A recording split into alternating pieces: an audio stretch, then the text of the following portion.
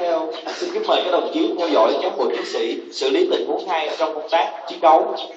Trên đường làm nhiệm vụ tuần tra, 2 đồng chí công an nhân dân phát hiện một nhóm đối tượng gồm 5 tên tụ tập gây rối. 2 đồng chí đã yêu cầu nhóm đối tượng về trụ sở công an làm việc. Nhưng với bản tính hung hãn, các đối tượng dùng nhiều loại vũ khí đặc biệt nguy hiểm chống trả lại.